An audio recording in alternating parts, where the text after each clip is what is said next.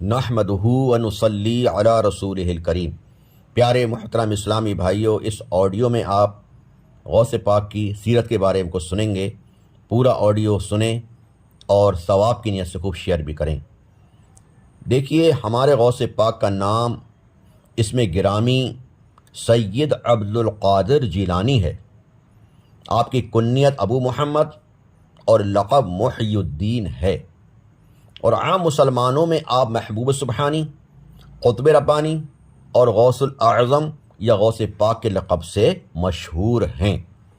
آپ حسنی و حسینی سید ہیں۔ والد صاحب کی طرف سے حسنی ہیں اور والدہ صاحبہ کی طرف سے آپ حسینی ہیں۔ ہمارے غوث پاک کے والدین بہت ہی نیک، متقی، پرہیزگار تھے۔ ہمارے غوث پاک مادر زاد ولی ہیں۔ آپ کی والدہ صاحبہ فرماتی ہیں، جب میرے عبد القادر میرے پیٹ میں تھے، جب مجھے چھینک آتی تھی میں کہتی الحمدللہ، تو پیٹ سے آواز آتی تھی یرحمک اللہ۔ تو جب بھی ہمیں چھینک آئے تو ہم پڑھیں الحمدللہ، اور مرد کا جواب دیں گے یرحمک اللہ، اور لیڈیز کا جواب ہوگا یرحمک اللہ۔ الحمدللہ کہنا سنت ہے اور جواب دینا یرحمک اللہ یہ واجب ہے۔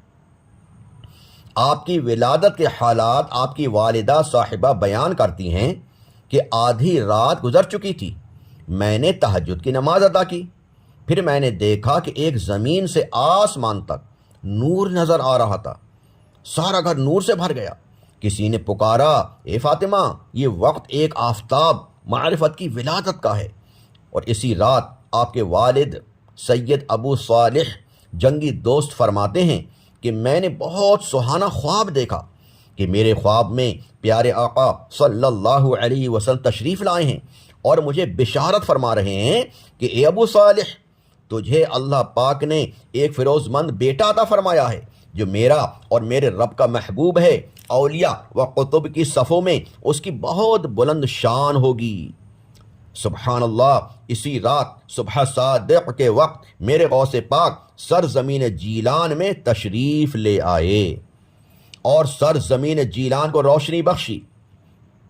جس دن آپ رضی اللہ عنہ کی ولادت ہوئی، اس دن آپ کے دیار ولادت جیلان شریف میں 1100 بچے پیدا ہوئے، اور آپ کی برکت سے وہ سب لڑکے ہی تھے اور وہ سب اللہ کے ولی بنے۔ ہمارے غوث پاک جب دنیا میں تشریف لائے تو آپ کے ہونٹ ہل رہے تھے اور اللہ اللہ کی آواز آ رہی تھی۔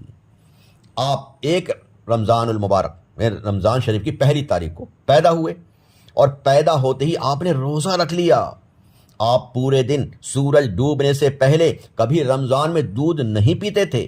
جب مغرب کا وقت ہوتا تھا تبھی افطار کے وقت دودھ پیتے تھے۔ ایک بار 29ویں شعبان کو کسی وجہ سے چاند نہیں دکھ سکا۔ لوگ اس فکر میں تھے کہ آج چاند ہوا ہے یا نہیں۔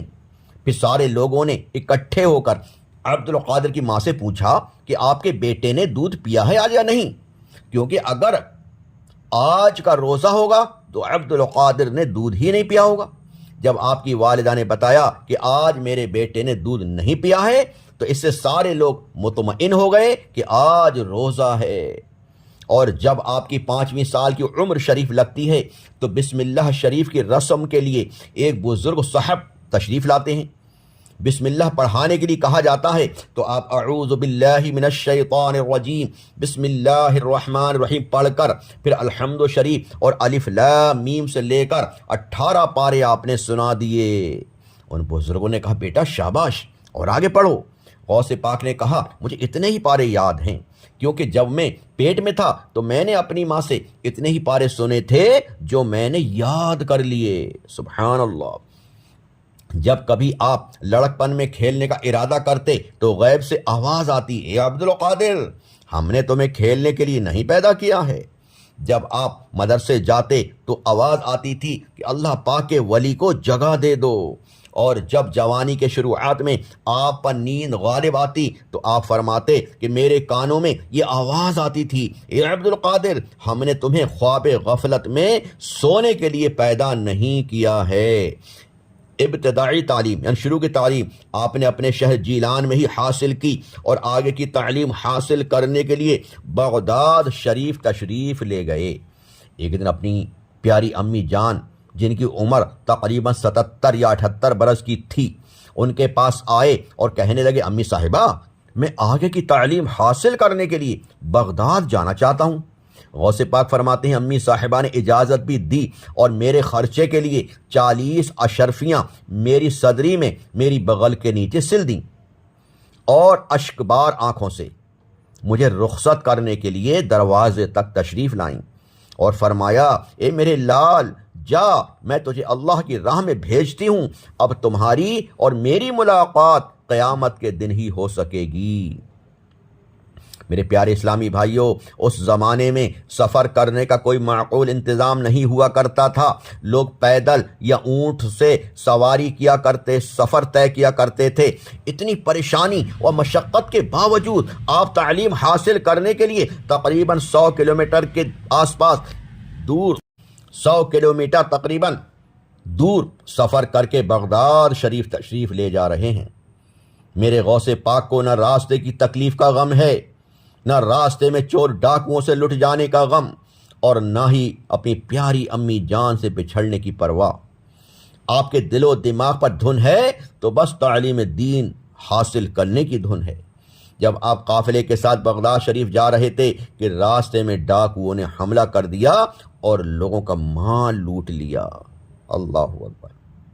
لیکن جب میرے غوث پاک کا نمبر آیا، جو ابھی زیادہ بڑے نہیں ہیں، تو ایک ڈاکو کی نظر آپ پر پڑی۔ ڈاکو نے پوچھا، تمہارے پاس کچھ ہے؟ انہوں نے کہا، ہاں میرے پاس 40 اشرفیاں ہیں۔ وہ ڈاکو اپنے سردار کے پاس لے گیا اور سردار سے کہا، یہ لڑکا اپنے پاس 40 اشرفیاں بتاتا ہے۔ ڈاکو کے سردار نے کہا، بیٹا بتاؤ کہاں ہے تمہارے پاس اشرفیاں؟ عبد القادر نے اپنی صدری اتاری، اس کا استر پھاڑا اور 40 اشرفیاں ان کے سامنے ڈال دیں۔ یہ دیکھ کر وہ حیران رہ گئے۔ ڈاکو نے کہا، تمہیں اتنی اچھی طرح چھپا کر یہ رکھنے کا طریقہ کس نے بتایا؟ عبد القادر نے کہا کہ میری ماں نے ان کو میری صدری میں استر کے نیچے چھپا کر سل دیا تھا تاکہ کسی کو ان کا پتہ نہ چلے۔ ڈاکو کے سردار نے کہا، جب تمہاری ماں نے ان کو اچھی طرح سل دیا تھا کہ کسی کو پتہ نہ چلے، پھر تم نے ہمیں کیوں بتا دیا؟ عبد القادر نے کہا کہ چلتے وقت میری ماں نے ایک وعدہ لیا تھا کہ بیٹا، کوئی بھی سنکٹ ہو، کوئی پریشانی ہو، کوئی مصیبت ہو، لیکن کبھی جھوٹ مت بولنا۔ لہٰذا میں جھوٹ کیسے بولتا، لہٰذا میں اپنی ماں سے کیا ہوا وعدہ کیسے پورا نہ کرتا۔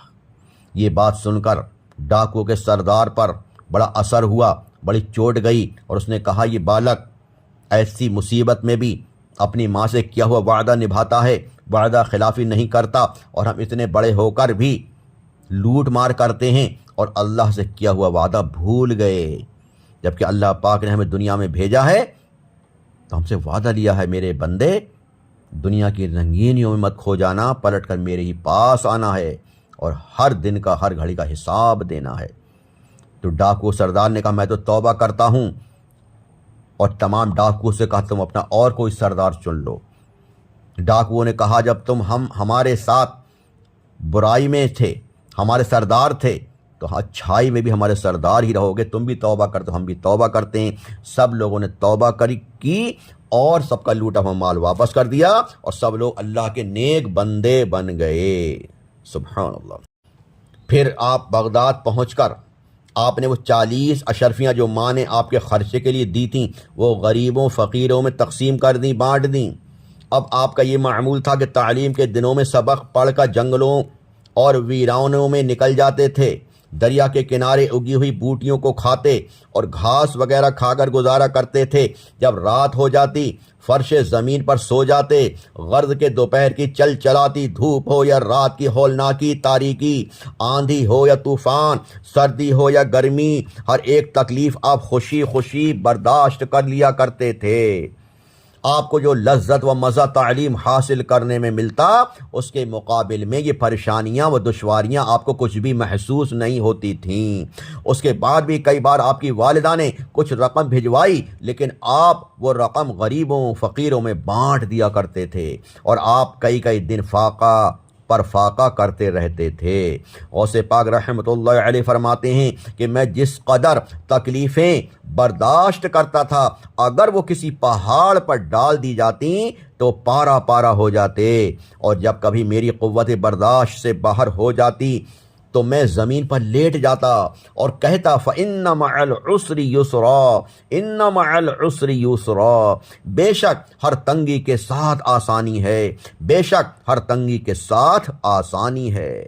یہ کہہ کر اپنے سر کو زمین سے اٹھا لیتا تو میری کیفیت بدلی ہوئی ہوتی اور مجھے سکون مل جاتا۔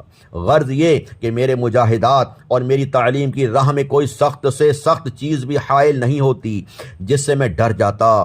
آپ آگے ارشاد فرماتے ہیں کہ میں نے اپنے نفس کو مجاہدات کے طریق پر لگائے رکھا، 1 سال تک تو گری پڑی چیزیں کھاتا اور پانی نہ پیتا، اور 1 سال تک پانی پیتا کوئی چیز نہ کھاتا، اور 1 سال نہ کھاتا نہ پیتا اور نہ سوتا۔ آپ فرماتے ہیں مجھے کوئی خوفناک شے ایسی نہ ملی کہ جس پر میں نہ چلا ہوں۔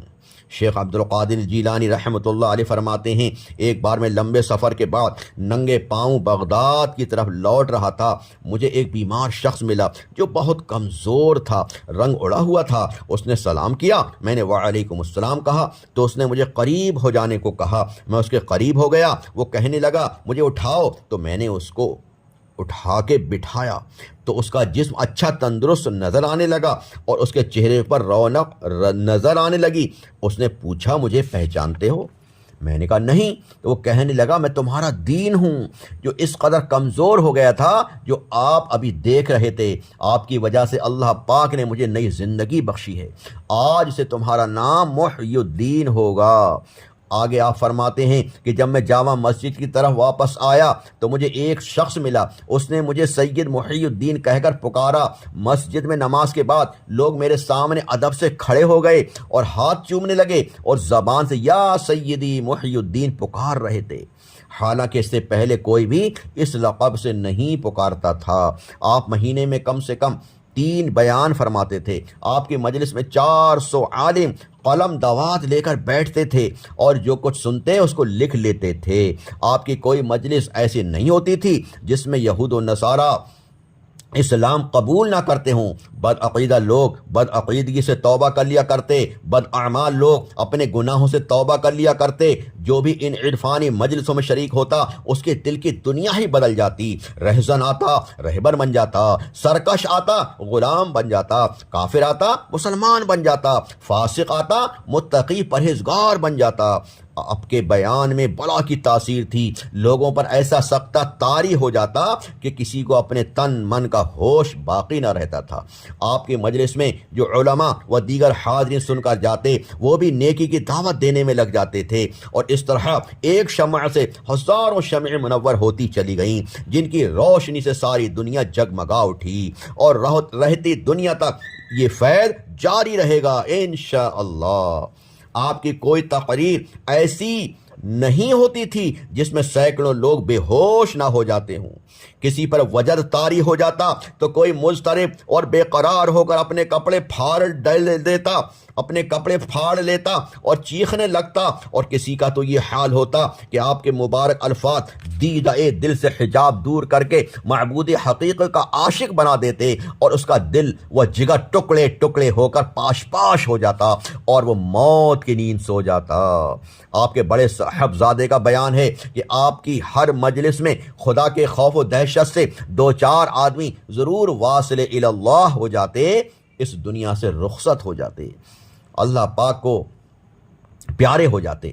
آپ کے مجلس میں شریک ہونے والوں کی تعداد 70 ہزار ہوتی تھی۔ گویا آپ کی دعوت و تبلیغ کے ذریعے دل بھی بدلے اور دل بھی بدلے، اپنے بھی فیض یاب ہوئے اور بیگانے بھی۔ اس طرح آپ نے دین کی ایسی حیرت انگیز خدمت انجام دی جو ہزاروں تلواریں اور سینکڑوں مجاہدین مل کر بھی اتنا نہیں کر سکتے تھے۔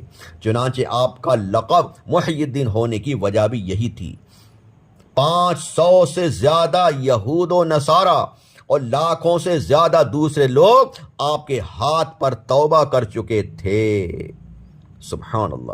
اگلا بیان انشاءاللہ اس کا آگے کا اگلی آڈیو میں سماعت فرمائیں گے انشاءاللہ۔